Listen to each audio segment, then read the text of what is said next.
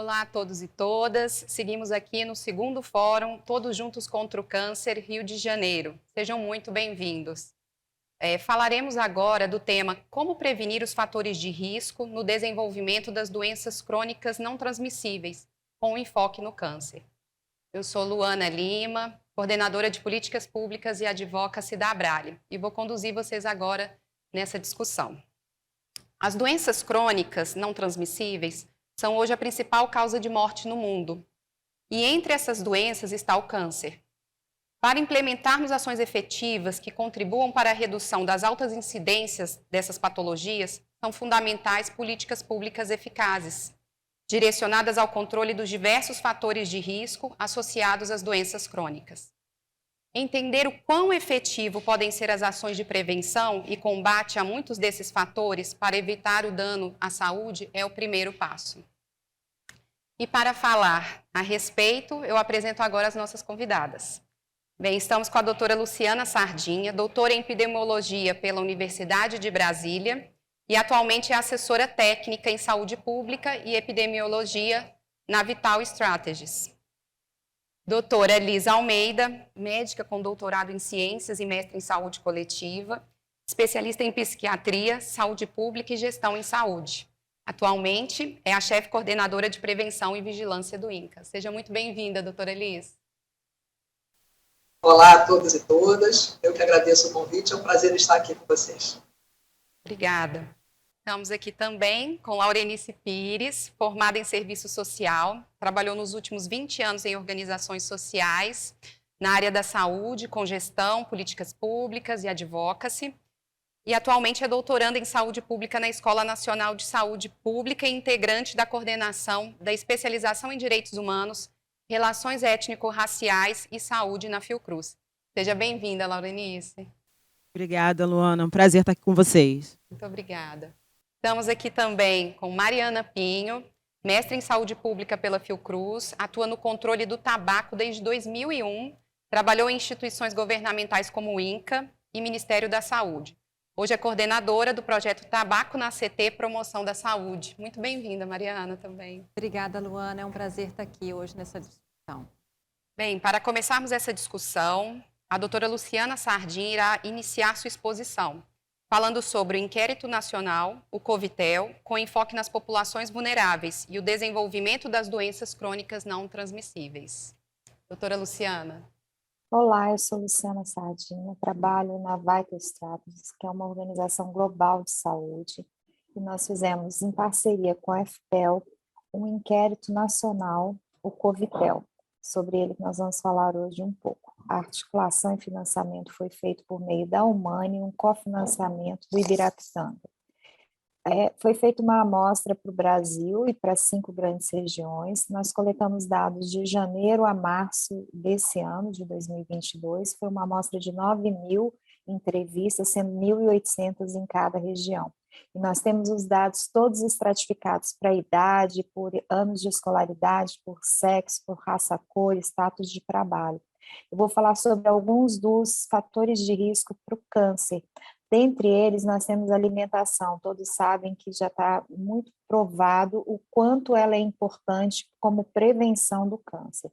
Nós temos um indicador que fala sobre o consumo regular de legumes e verduras 5 ou mais vezes por semana. É um indicador de alimentação saudável. Aquelas pessoas que fazem esse consumo demonstram uma melhor qualidade de vida, melhor qualidade e atenção para a sua saúde.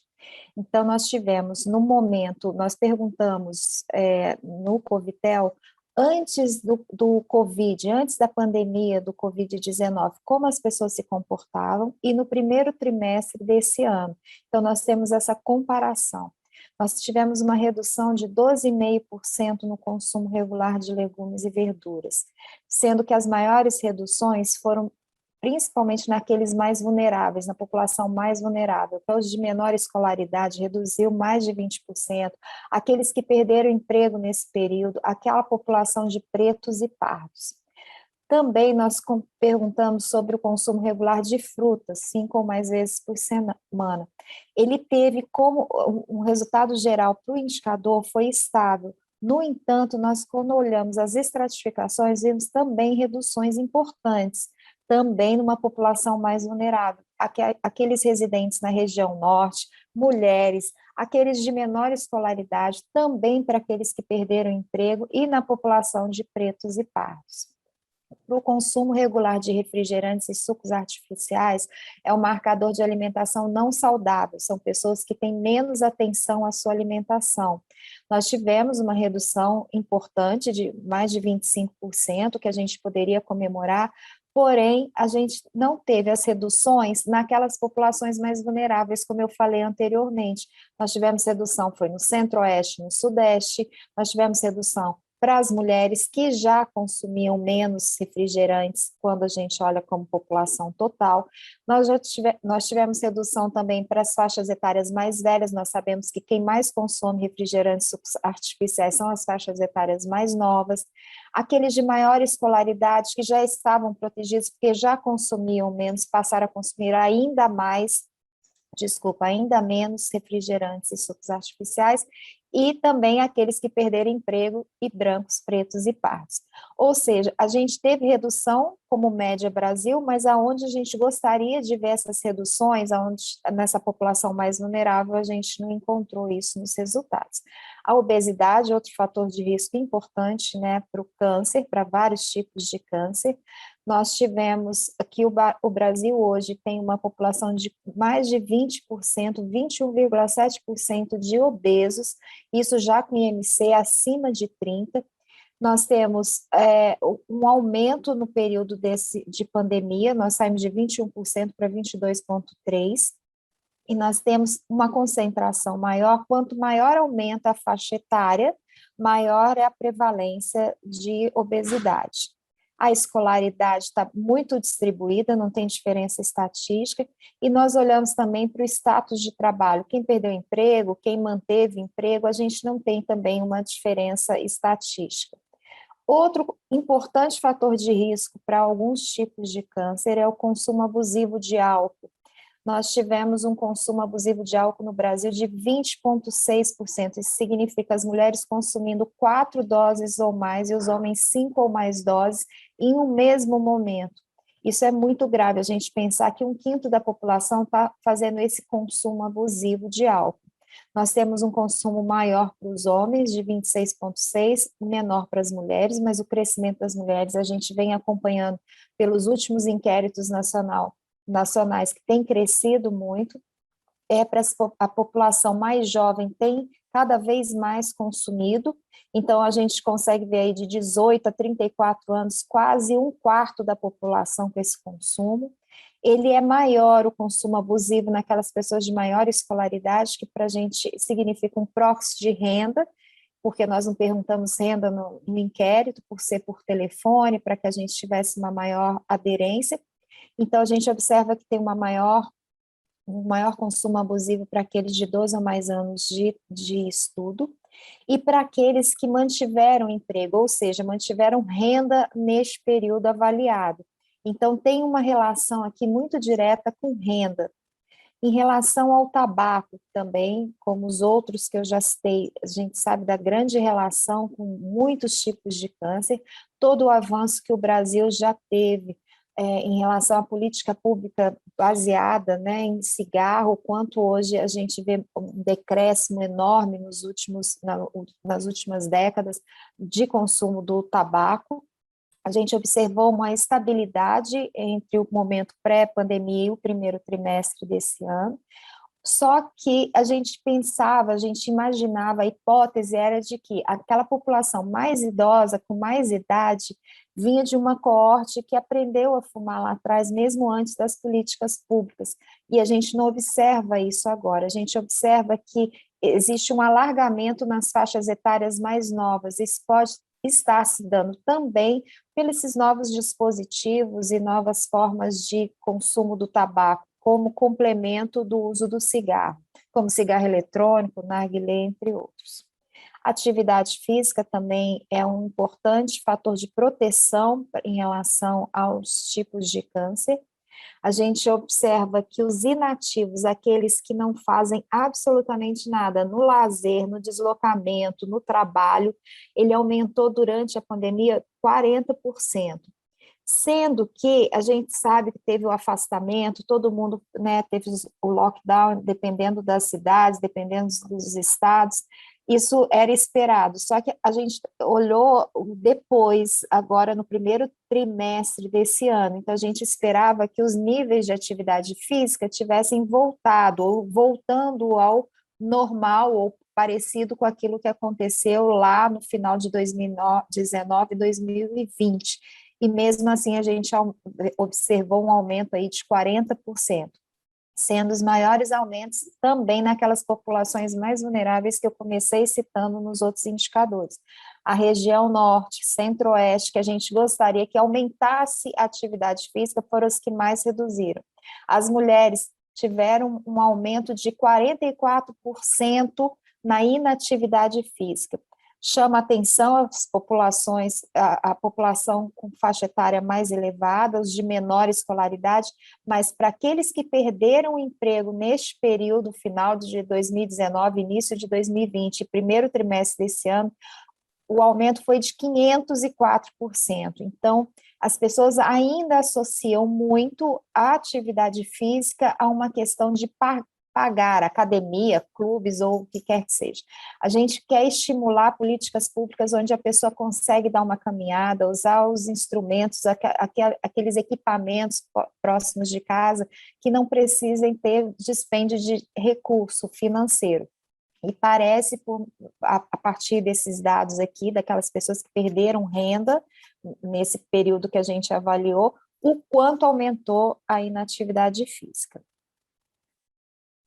Bom, a gente com isso tudo mostra um quadro de que o Brasil precisa ampliar seu olhar para os fatores de risco de proteção para as doenças crônicas. Isso tem um impacto direto na incidência de câncer e de outras doenças como cardiovascular, como doença respiratória aguda, entre outras doenças crônicas. Então, nós precisamos investir em políticas públicas voltadas também e com um olhar mais apurado para a população mais vulnerável, que mora na região norte, as mulheres que são mais impactadas, né, pelos fatores de risco. Então, nesse sentido, nessa que a gente está mostrando os dados aqui do Covitel, para instigar a gente pensar novamente sobre esses fatores de risco e proteção e incentivar uma melhor qualidade de vida para a população. Muito obrigada. Bem, muito obrigada, doutora Luciana. Agora eu passo a palavra para a doutora Elisa Almeida, que abordará o tema epidemiologia dos fatores de risco. Bom, pessoal, então vamos conversar um pouco aqui hoje sobre a epidemiologia dos fatores de risco para o câncer. O câncer não tem uma causa única. E a maior parte da causalidade do câncer está relacionada a causas externas. São elementos presentes no meio ambiente e relacionados aos modos de vida. Outra parte da causalidade do câncer está relacionada com erros aleatórios que ocorrem na replicação das células e fatores genéticos, esse último representando um percentual bem pequeno dos casos. Então, o risco de desenvolver câncer ele vai depender de uma combinação de condições sociais, ambientais, políticas, econômicas e de características biológicas e comportamentais dos indivíduos. Como se a gente pudesse imaginar um combo, é um conjunto de fatores. Os fatores podem ser químicos, físicos ou biológicos, e o que é importante é que eles podem, teoricamente, um agente carcinogênico, iniciar uma alteração no nosso DNA. E essa alteração pode ativar o que a gente chama de proto-oncogênesis, que leva a alterações genéticas e, na fase de promoção, promove uma explosão clonal seletiva, que, na verdade, nada mais é do que a multiplicação dessas células alteradas, levando à formação das neoplasias malignas. Hoje, os estudos já apontam que nós temos um conjunto bem conhecido de fatores de risco para o câncer. E disparado, aquele que está em primeiro lugar no ranking, é o uso do tabaco. Depois dele, a gente tem, em uma escala de crescimento alarmante em todo o mundo, a obesidade. Depois nós temos as infecções, o sedentarismo, a alimentação não saudável, a exposição ocupacional, o uso do álcool, fatores reprodutivos, a exposição aos raios ultravioletas, poluentes e medicações. Vamos passar rapidamente por aqueles que são os mais importantes desse conjunto. Em relação aos fatores mais contextuais, nós temos hoje uma população que está em crescimento exponencial, o que gera também um maior número de casos, obviamente, e esse crescimento exponencial ele começa a acontecer na população a partir da Revolução Industrial. Junto com esse crescimento populacional, nós também temos um outro fenômeno que é o envelhecimento populacional. Então, por exemplo, hoje no Brasil, nós temos cerca aí de 10% da população com 65 anos ou mais. Mas a projeção para 2060 é que essa população idosa, né, ultrapasse a marca aí dos 25%, chegando aí aos 27%. Outro fenômeno também que pode contribuir com essa mudança nos modos de vida das pessoas é a globalização, a circulação das pessoas para todos os lados, a circulação, inclusive, de fatores de risco, como, por exemplo, a gente está vendo agora no caso da Covid, né? E também outro fenômeno também que altera normalmente os conjunto de hábitos culturais em relação a alimentos, comportamento de atividade física e tudo mais, é o fenômeno da urbanização. Hoje a gente já tem mais de 50% da população mundial vivendo em cidades. O fator de risco, que é o carro-chefe dos fatores de riscos, é o tabagismo. E o tabagismo, ele atua em todas as fases da carcinogênese, em todo o nosso organismo. Do fio de cabelo até o pé, ele altera, e ele tem toda essa lista de fatores, de doenças relacionadas ao uso do tabaco ativo, ou seja, a pessoa que fuma. Em relação ao câncer, hoje são conhecidos 18 tipos de câncer que estão relacionados ao uso do tabaco, com evidência considerada convincente, e pelo menos 2 com evidência considerada provável. Mas não é só o tabagismo ativo que produz câncer. O tabagismo passivo, aquele produzido pela fumaça dos produtos de tabaco, também hoje tem, pelo menos, o câncer de pulmão como um dos seus fatores relacionados. E ele também é responsável pela síndrome de morte súbita na infância, crise de asma, bronquite em crianças, né? E no adulto também está relacionado com doença coronariana, com derrame e efeitos sobre a reprodução com o nascimento de crianças com baixo peso. Existem hoje no mundo, pelo relatório da Organização Mundial da Saúde de 2019, 1 bilhão e 400 milhões de usuários de nicotina, ou seja, pessoas dependentes dessa substância com 15 anos e mais de idade, sendo 1,12 bilhão de homens e 279 milhões de mulheres. E a maior parte deles faz uso de produtos de tabaco fumado, mas você também tem outras formas de usar o produto, como, por exemplo, o tabaco mascado. Em relação ao segundo fator de risco, obesidade, hoje a gente conhece pelo menos 13 tipos de câncer que estão associados ao excesso de massa corporal. No homem, os mais importantes é o câncer de cólon ou intestino, né, os rins, reto, pâncreas e esôfago. E na mulher, a mama após a menopausa, corpo do útero ou endométrio, né, a vesícula biliar, o rim, o intestino e o pâncreas. Outro fator de risco relacionado com câncer são as infecções. E os patógenos que são os maiores responsáveis pelos casos de câncer são o papilomavírus humano, o Helicobacter pylori, o vírus da hepatite B e da hepatite C.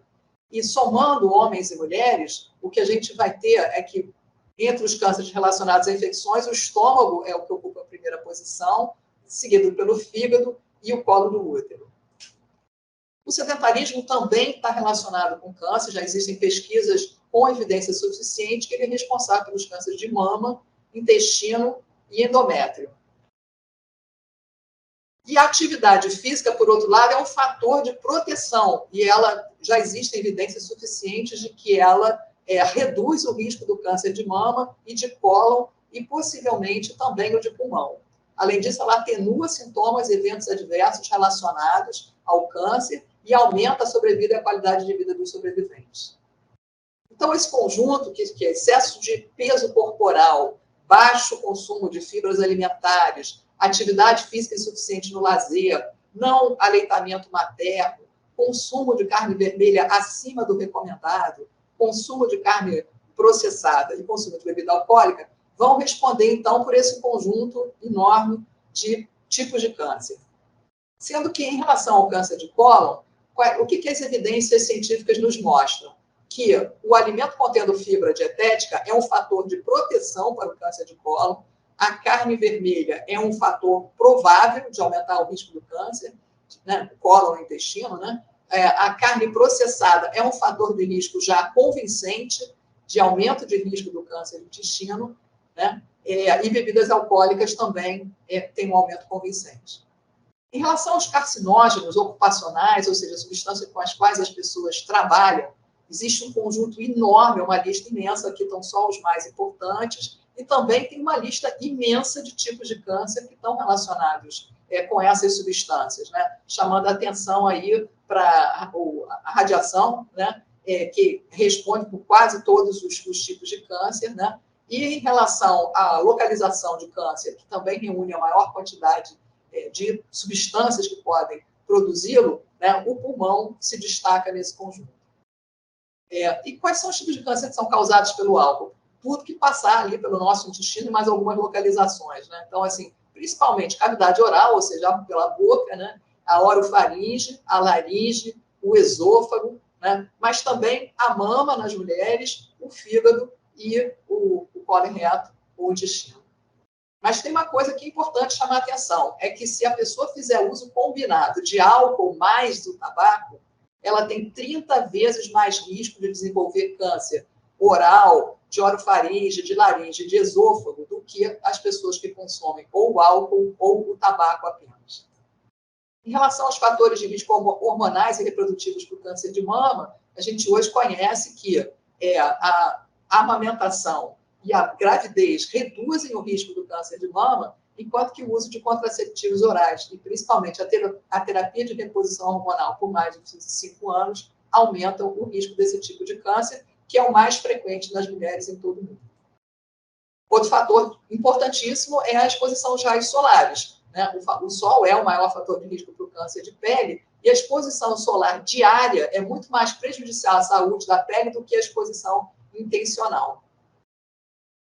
Por fim, falando um pouco de outros fatores de risco relacionados agora à poluição do ar em ambientes externos. A poluição do ar ao ar livre causa entre 6 e 8 milhões de mortes prematuras, ou seja, antes dos 70 anos, por câncer de pulmão e outras doenças a cada ano. Esses níveis são maiores nas populações em rápido crescimento, em países em desenvolvimento, e o escape do diesel, que está tão agora no nosso noticiário, né, também é classificado como cancerígeno para o pulmão pela Agência Internacional de Pesquisa em Câncer. Ele contribui para a poluição do ar ao ar livre, mas ele também é um fator cancerígeno para o pulmão no trabalho. E a poluição em ambientes internos está muito relacionada principalmente com o uso de combustíveis sólidos, que causam 2,5 milhões de mortes por ano em países em desenvolvimento e responde por 4,5% das mortes globais por ano. Uma coisa que é importante é que a gente tem uma diferença entre carvão mineral e o carvão biológico, né? E o carvão mineral é o maior elemento aí conhecido como cancerígeno. Finalmente, só para terminar essa apresentação, vou falar um pouco do impacto do câncer no Brasil, né? No Brasil, o câncer é a segunda causa mais frequente de morte, está caminhando rapidamente para ocupar a primeira posição. A cada ano, nós temos 232 mil mortes e 400 mil novos casos diagnosticados, não contando com o câncer de pele não melanoma, né? Nós temos aí que, devido ao crescimento e envelhecimento populacional, nós vamos ter, pelo menos, um aumento de 66% no número de novos casos e 81% nas mortes por câncer no Brasil entre 2020 e 2040. E, em 2018, o governo federal gastou 3,5 bilhões de reais com procedimentos hospitalares e ambulatoriais no SUS com pacientes oncológicos com 30 anos ou mais. E em 2040, se nada for feito, a tendência de aumento de casos se mantiver na mesma velocidade, né, a projeção é que esse gasto vai chegar a 7,84 bilhões de reais. Era isso que eu queria conversar com vocês e agora estou aberta a perguntas. Doutora Liz, muito obrigada pela apresentação e por essas informações tão importantes. O movimento TJCC continuará a trabalhar esse tema e nós contamos com a sua colaboração. Bem, a doutora Luciana Sardinha não pôde estar conosco nesse momento de discussão. Eu passo agora as perguntas para a doutora Liz. Doutora Liz, quais são as estratégias em relação à multicausalidade do câncer na prevenção primária e secundária?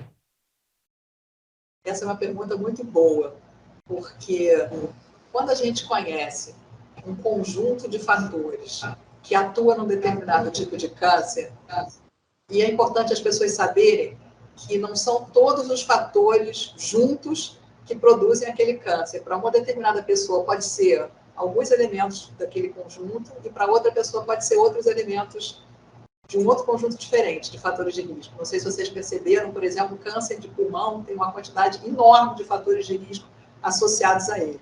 Mas quando a gente percebe dentro dessas coleções de fatores de risco que determinados fatores estão em todas elas, estão presentes em todas elas, é o que a gente chama de causa necessária para produzir um câncer, e ele é um fator de risco modificável, como, por exemplo, no caso do uso do tabaco. Então, todas as tentativas de controle daquele fator vão atingir todas as pessoas que tiverem a possibilidade de desenvolver aquele câncer, e no caso do tabaco, por exemplo, vão atingir também todas as pessoas que podem ter outros tipos de câncer ou outros tipos de doenças. Então, o que é muito importante, então, é a gente conhecer aquela lista que eu mostrei para vocês, né? Nós temos o uso do tabaco, nós temos a obesidade, o sedentarismo, o uso do álcool, a exposição solar, todas essas coisas a gente pode manejar com elas. Como é que a gente maneja na atenção primária e secundária? Então, uma das coisas mais importantes a primeira coisa é informar a população sobre esses fatores de risco. Elas saberem que eles são responsáveis por um conjunto de doenças, né?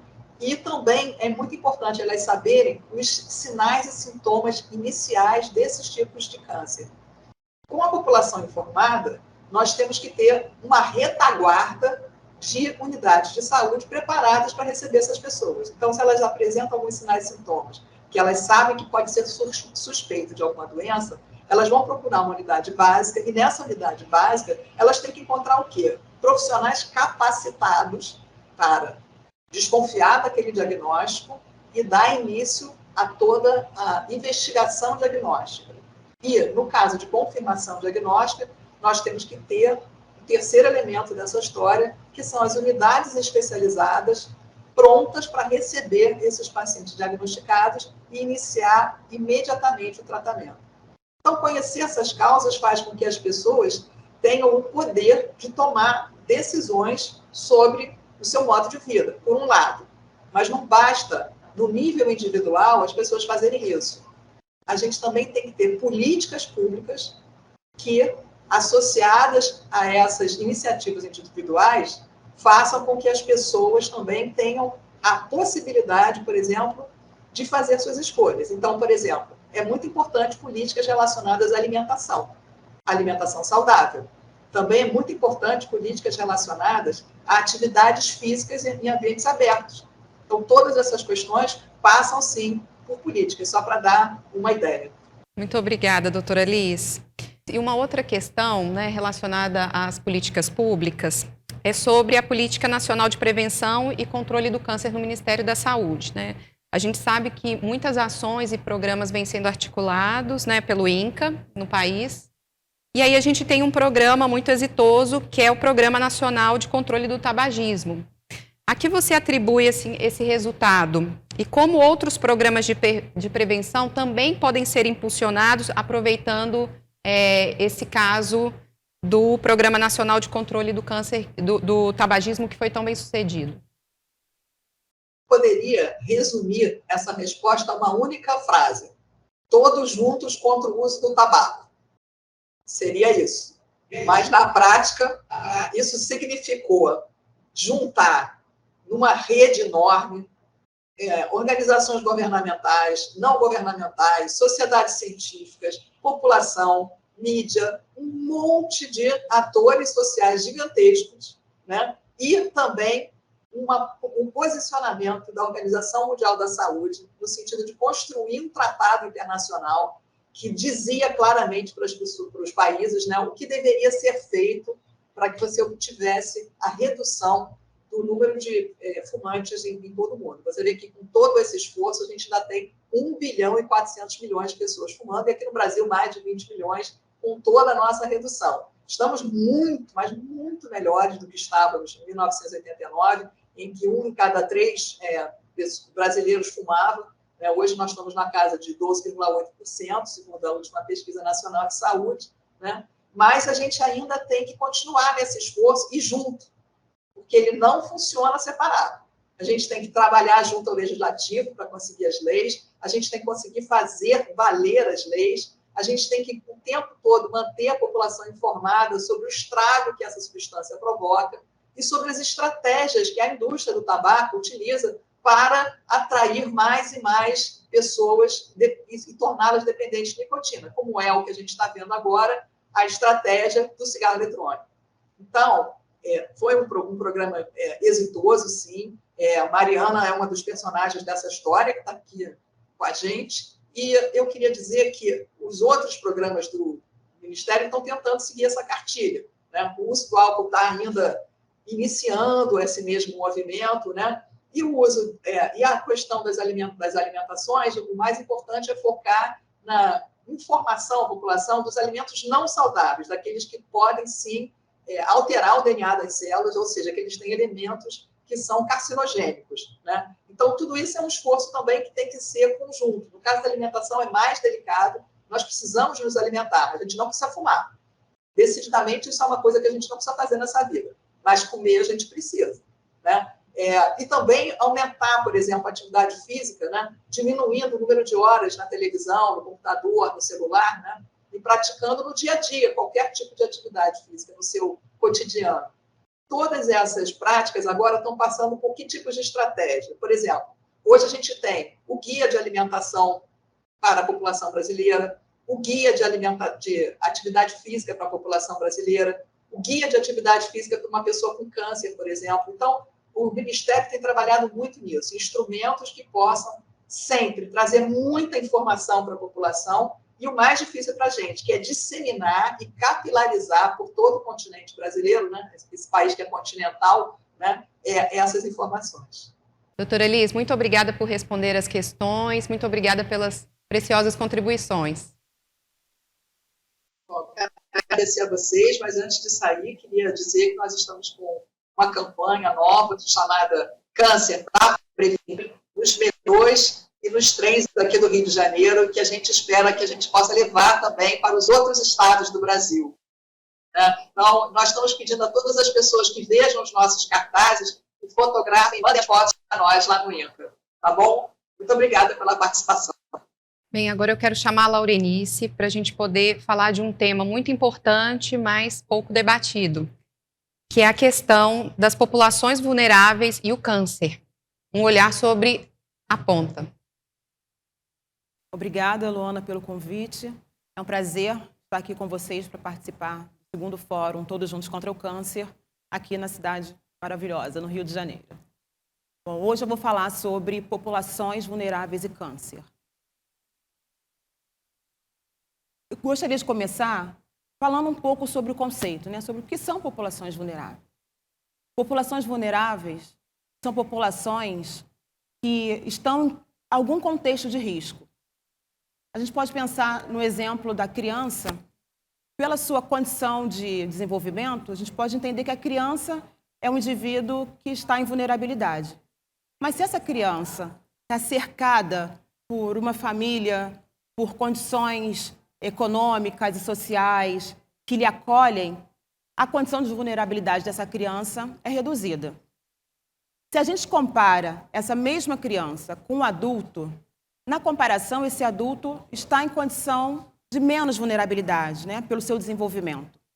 Mas se esse adulto está numa situação sem trabalho, numa situação social complicada, se por conta da sua questão étnico-racial ele é colocado em conflito, ele está numa situação de maior vulnerabilidade. Então, a vulnerabilidade está relacionada com o contexto social, né? A vulnerabilidade, ela não é do indivíduo. A vulnerabilidade é do contexto social, ela é sistêmica. Um outro ponto importante é falar sobre a ponta. Quando a gente fala da ponta e pensa no sistema de saúde, pensa onde as pessoas são atendidas, 7 a cada 10 brasileiros são atendidos no Sistema Único de Saúde. Quem é essa população que é atendida no Sistema Único de Saúde? O IBGE mostra que mulheres negras, que são as mulheres pretas e pardas, são as principais usuárias da atenção básica à saúde. E a atenção básica à saúde é a porta de entrada ao sistema de saúde.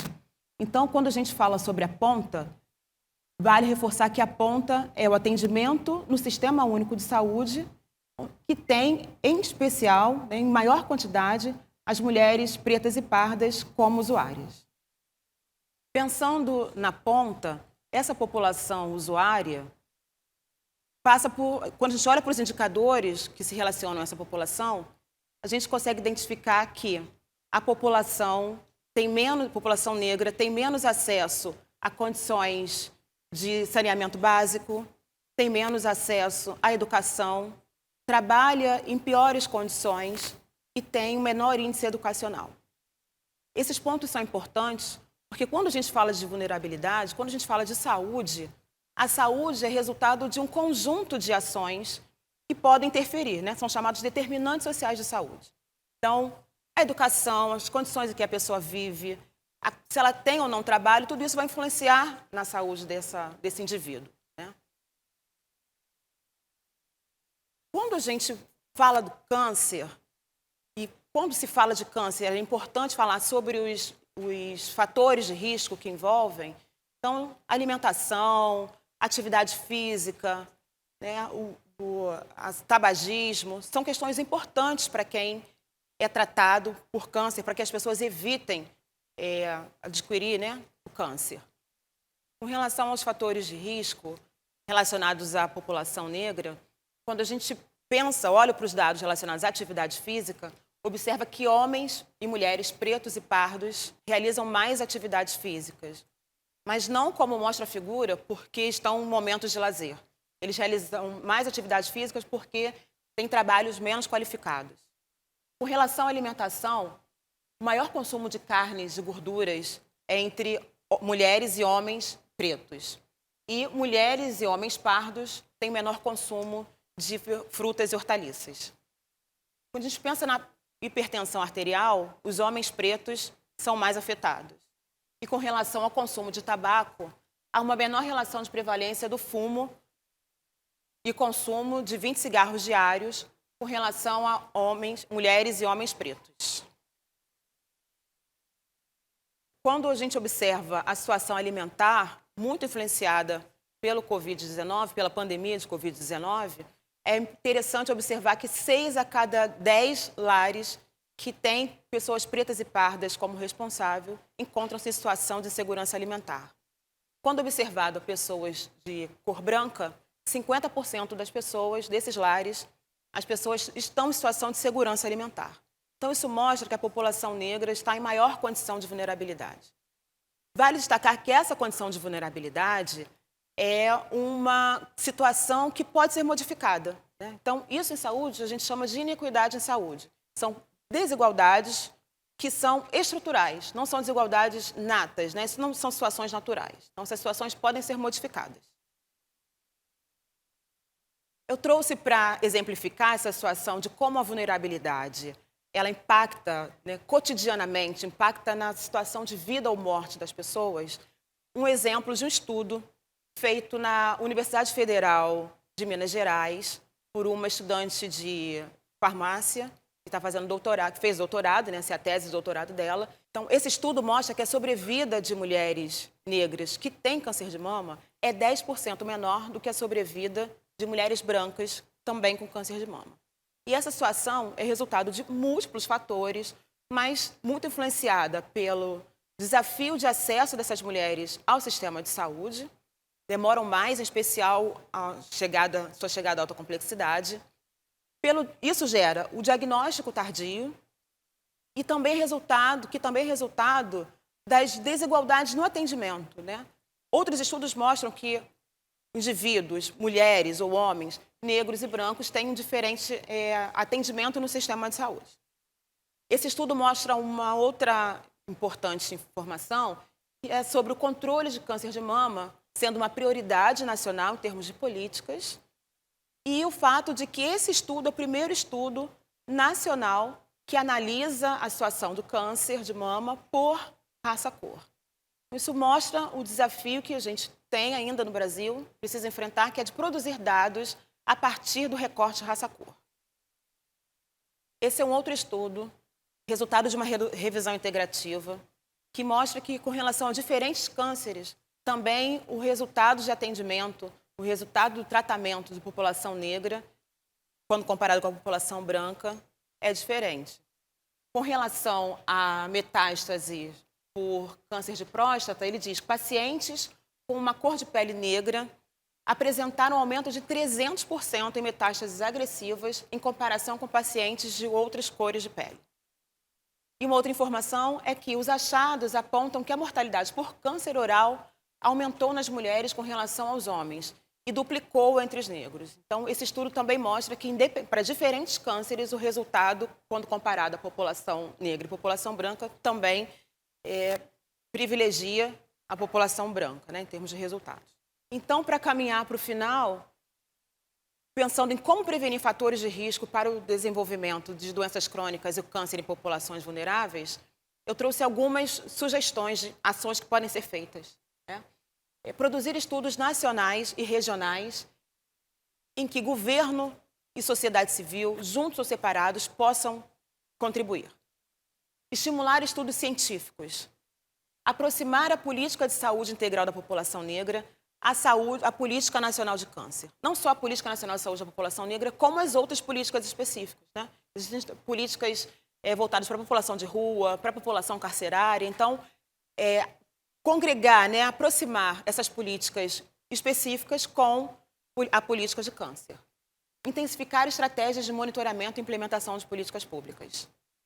Estimular profissionais a coleta de dados por raça-cor. Esse é um fator muito importante. Estimular usuários para a autodeclaração de raça-cor. Monitorar registros por raça-cor e, assim, produzir estudos, produzir evidências por raça-cor.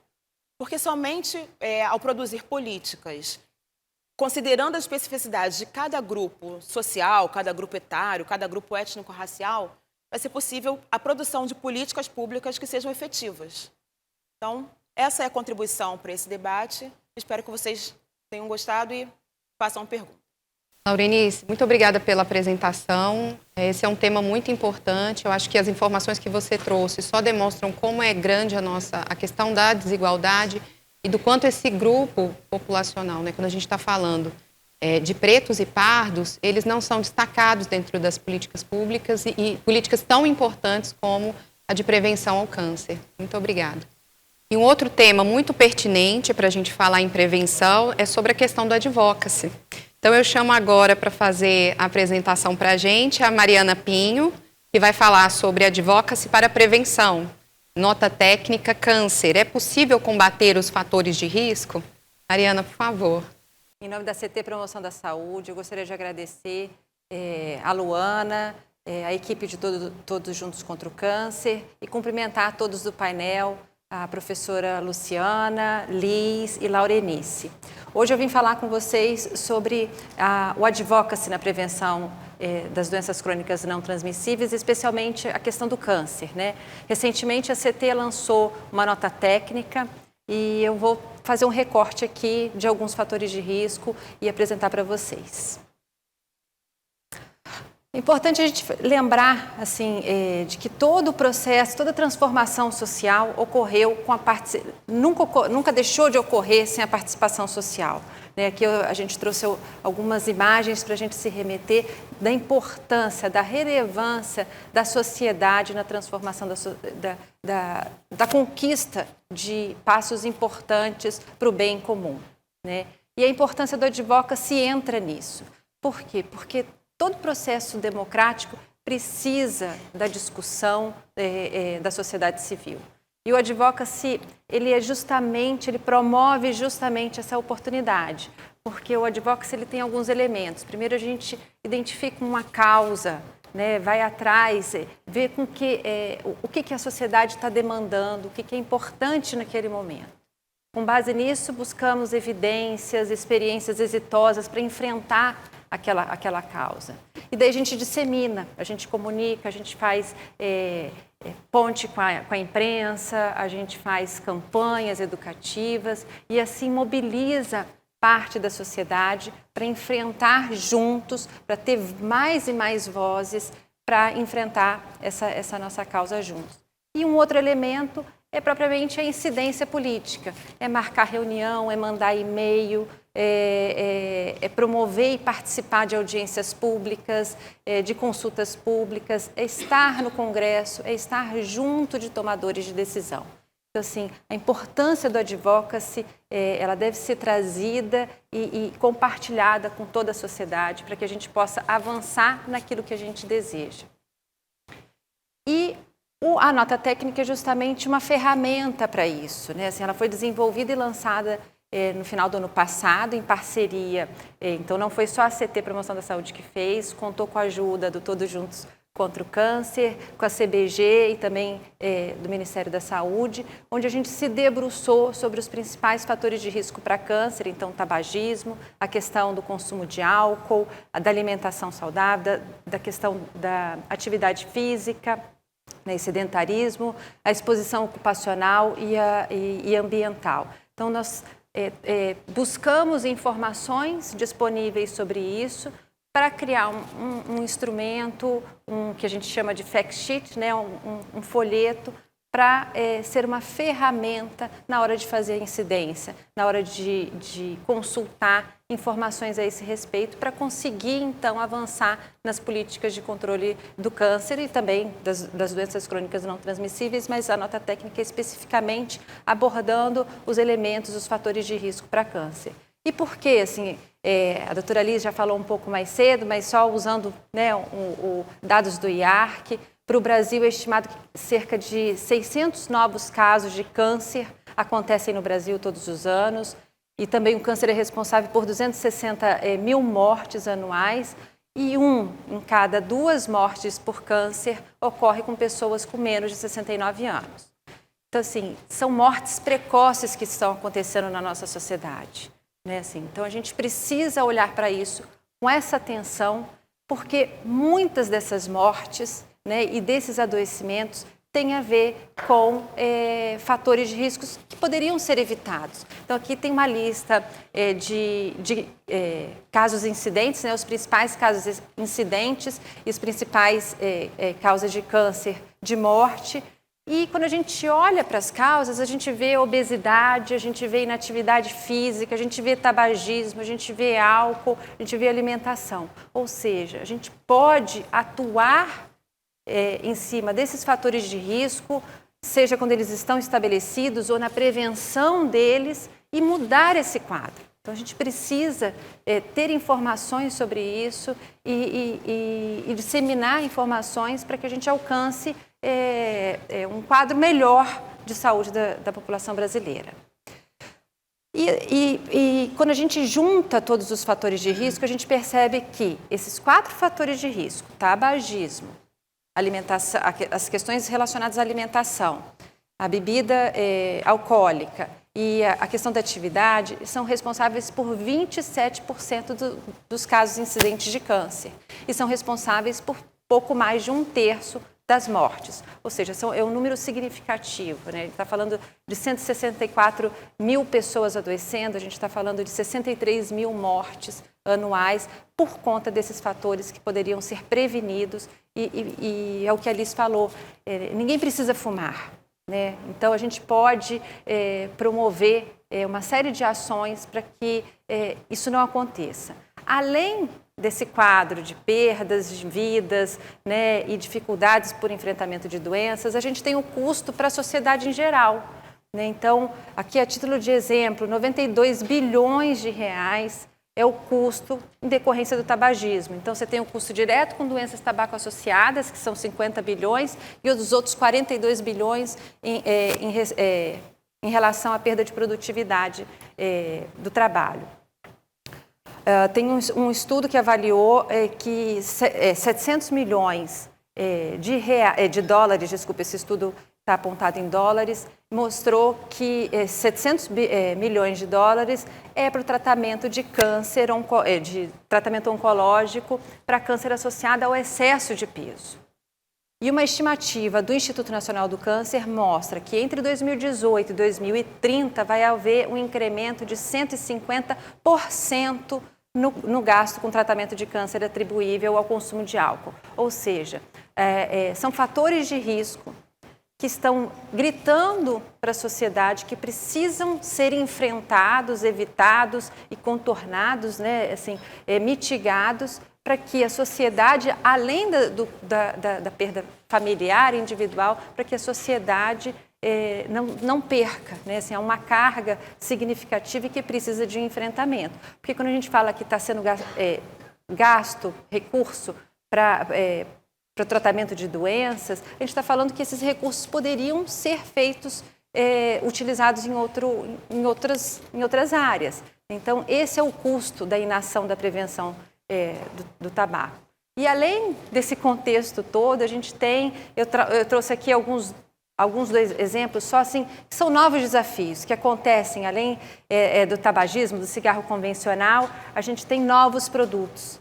Né, o setor do tabaco inova a cada momento, impondo à sociedade uma nova carga, um novo desafio. Aqui são imagens de dispositivos eletrônicos para fumar e a forma como eles são disseminados através das propagandas. Né? É difícil a gente olhar para uma propaganda como essa daqui e não imaginar que o alvo dela sejam os jovens e adolescentes. Né? Assim, a outra foto é uma festa onde você tem a promoção de uma determinada marca de cigarro eletrônico, né, de dispositivo eletrônico, e a gente fica muito preocupado com isso, porque esses produtos administram nicotina e que traz o adoecimento, que é a dependência química da nicotina, e que expõe o usuário a uma série de outras substâncias que são nocivas ao seu organismo. E um outro desafio, né, assim, a pandemia ela também vem junto desse contexto, mas independente dela, a gente viu ali os dados da Liz, que a obesidade vem acontecendo, mas a gente está coexistindo com a fome novamente. Né? Assim, o Brasil voltou para o mapa da fome, então a gente olha para essas imagens, a gente vê pessoas que estão em condições vulneráveis, insegurança alimentar. Do outro lado, a gente também está vendo insegurança alimentar nas pessoas acima do peso. Então, são problemas coexistindo e que impõem para a sociedade, impõe para quem faz o advocacy esse desafio. E qual que é o papel das políticas públicas? Como é que a gente pode enfrentar? Né? Como é que pode ser feito nas ações de advocacy? A gente sabe que existem um conjunto de medidas que poderiam ser feitas e que são aplicáveis para esses fatores de risco. Então, por exemplo, políticas fiscais. O aumento do preço desses produtos que fazem mal à saúde, ele é importantíssimo, porque ele vai impedir ou dificultar o acesso a eles. Então, quando a gente se depara com um produto mais caro, a gente vai buscar, a gente talvez não escolha não consumi-lo, fica mais difícil. Então, é uma política para controle do tabaco, é a política mais eficaz para reduzir casos de morte por doença tabaco associada e também diminuir a prevalência de tabagismo. Isso se aplica para alimentos ultraprocessados, isso se aplica para álcool, e isso se aplica de alguma forma também para atividade física. Então, se você tem estímulo para, por exemplo, a bicicleta ter imposto mais barato, você vai promover a atividade física. Então, são políticas fiscais. Uma outra política é a regulação da propaganda e marketing. Não tem jeito. O jeito de vender esses produtos é através de propaganda. Né? Então, é propaganda na televisão, no rádio, no jornal, na revista, passando na novela, aquele produto passando ali na frente de todo mundo, no desenho animado. São formas de propaganda e que precisam ser regulados. O controle do tabagismo, ele pode trazer como uma experiência exitosa nesse sentido, porque a propaganda foi proibida. A única forma de propaganda é o maço de cigarro exposto no ponto de venda. E isso trouxe um significado muito grande, contribuiu para a redução da prevalência. Então, que isso siga aí de exemplo para a questão da alimentação de produtos alimentícios. Então, eu estou falando de proibir propaganda em televisão voltada para o público infantil, ou então, né, assim, formas de você restringir ao máximo a questão do marketing e a propaganda. E advertência nas embalagens dos produtos e sinalizações. De novo, o tabaco tem uma boa experiência, as advertências nos maços de cigarro e também expostas no ponto de venda. Agora a gente tem a rotulagem dos produtos ultraprocessados, que vem informando ali o alto teor de gorduras saturadas e sódio e outros elementos. É possível também a gente ter rotulagem de álcool. Alguns países já adotaram a rotulagem de álcool, trazendo informações de efeitos à saúde, ou então de que gestantes não deveriam ingerir bebidas alcoólicas. Então, são formas. E sinalizar aí para atividade física, sinalizar lugares seguros onde a prática de atividade física pode ser realizada. E um outro eixo é a promoção de ambientes mais saudáveis. Para tabaco, a gente tem as leis sobre ambientes livres, que foram super importantes para o controle do tabagismo. A gente pode pensar nos ambientes saudáveis, por exemplo, nas cantinas das escolas infantis, ou qualquer escola. Então, você oferecer, ter disponível para aquele estudante alimentos saudáveis, né, in natura ou minimamente processados, para que, então, aquele ambiente ele possa optar por coisas saudáveis apenas. Né? E daí isso vale também para a questão do álcool. Então, você ter eventos, né, estádios, por exemplo, livres de bebidas alcoólicas ou outros ambientes livres de bebidas alcoólicas. E o ambiente também promover a questão da prática da atividade física. Que são alguns exemplos que a gente traz e que são eixos das ações de advocacy. Se a gente sabe disso tudo, por que a gente não está avançando, né? A gente viu alguns dados que a Lisa apresentou e também a Luciana está apresentando alguns alertas. O que está acontecendo?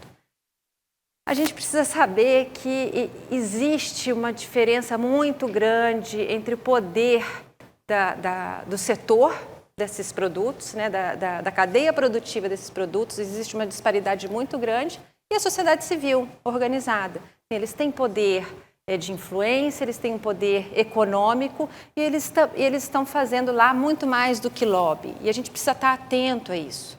Eles estão impulsionando para vender mais os seus produtos, eles estão ali fazendo articulações políticas para vender o seu produto.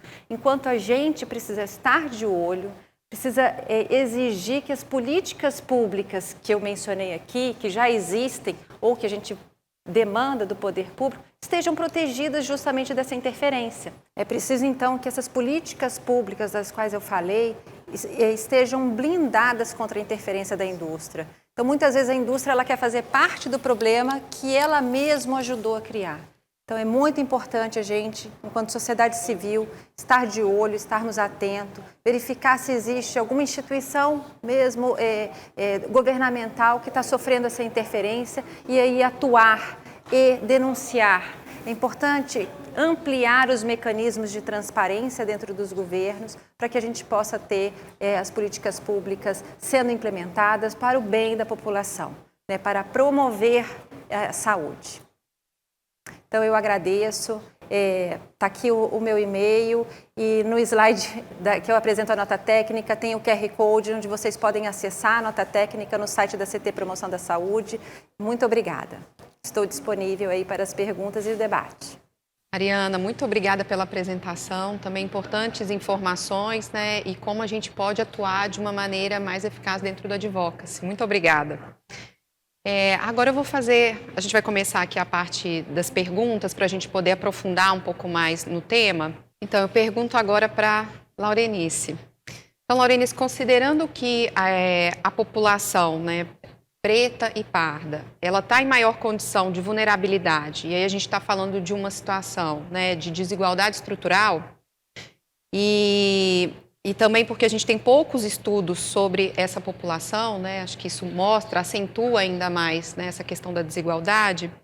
Na sua visão, como você vê a urgência de se pautar a prioridade nas políticas públicas, né, junto aos gestores, junto à discussão na academia sobre esse tema, sobre a prioridade da prevenção para esses grupos, digamos, vulnerabilizados, né? Condições vulnerabilizadas, né? Exatamente.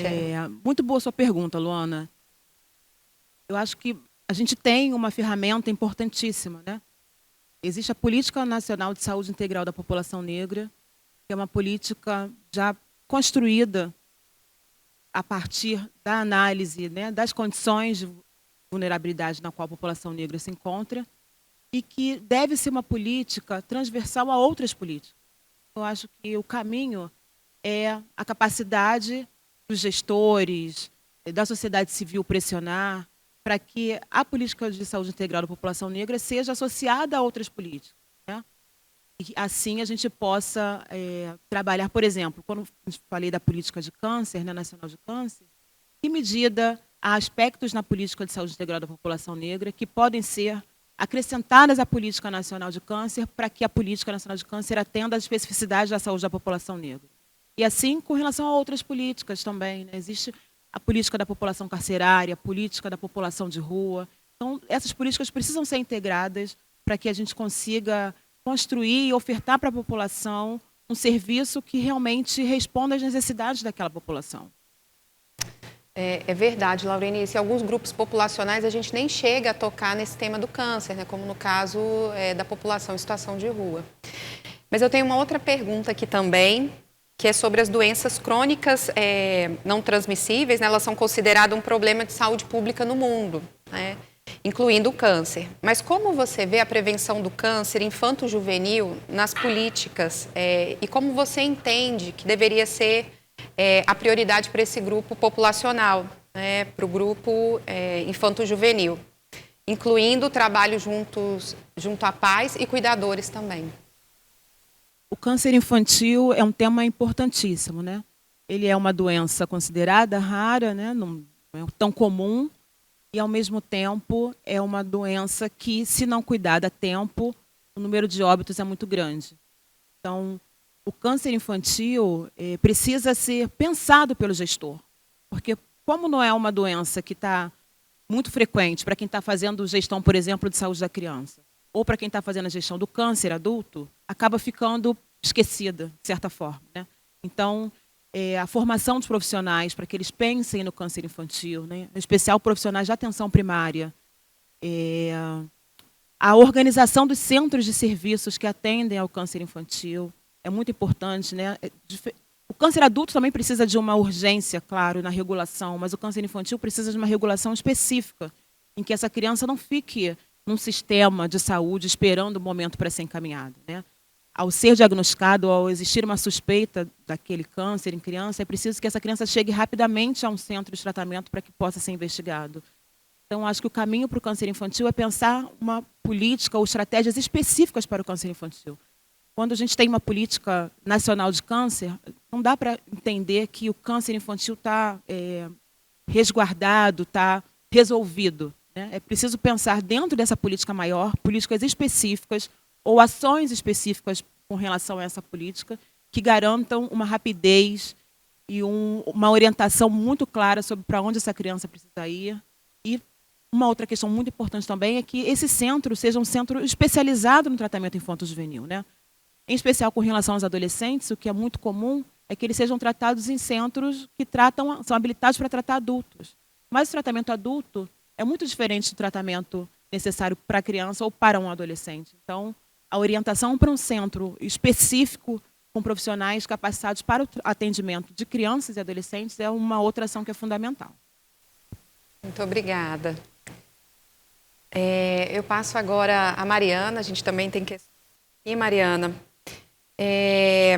você falou muito sobre essa necessidade da gente estar pautando os temas, da gente estar junto ao legislativo, da gente ter uma atuação mais incisiva, né, na área de advocacy. Uma das questões que me chamou aqui a atenção foram os gastos com tratamento e a questão da prevenção, né? O quanto a gente também fala pouco sobre isso.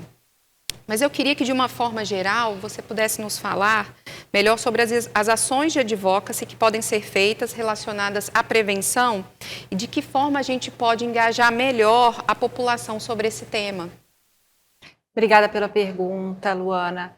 Independente da atuação da organização, da sociedade civil que está fazendo advocacy, seja ela em nível municipal ou se ela alcança, né, um estado ou uma região nacional, é muito importante que as parcerias sejam identificadas, delimitado a causa principal e buscar informação, buscar evidências, buscar experiências exitosas naquele assunto, para que então comece a disseminar aquele conteúdo, né? A história do tabagismo, ele trouxe isso, são publicados estudos sobre isso, mas muitas vezes eles precisam ser traduzidos e precisam ser numa linguagem própria para engajamento, às vezes, da população, mas às vezes o engajamento do tomador de decisão. Então, como transformar isso é um elemento importante dentro das ações de advocacy. E daí, convidar entidades parceiras para fazer incidência política propriamente dita, né? Ou então uma mobilização que seja em determinada praça, ou então nas redes sociais. Sempre é importante a parceria, mas com isso, com bastante evidência, bastante informação para ser compartilhada da forma adequada para o seu público-alvo, né? E daí identificar esses elementos é um passo muito importante, né, para que então tenha êxito naquela ação de advocacy. Muito obrigada. Eu tenho ainda uma outra questão, Mariana. A importância da adoção do estilo de vida mais saudável, né, e da redução dos fatores de risco para controlar e evitar doenças crônicas não transmissíveis, né, ela é amplamente divulgada. A gente tem muita informação, assim, no geral. No entanto, né, no mundo que a gente vive, né, no mundo contemporâneo, a gente tem produzido ambientes menos saudáveis. As velocidades do mercado de trabalho e os hábitos da vida têm se tornado cada vez mais causadores de adoecimento. Os alimentos hoje também parecem ser grandes vilões aí desse mundo mais prático.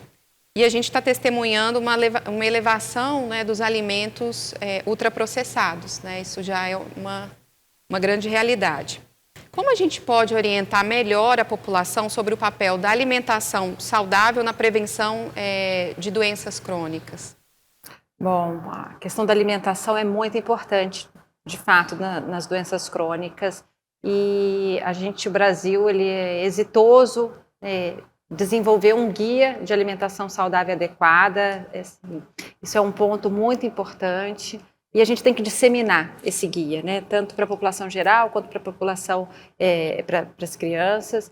E a gente precisa disseminar isso, que a alimentação saudável é aquela que prioritariamente é baseada em alimentos in natura ou minimamente processados.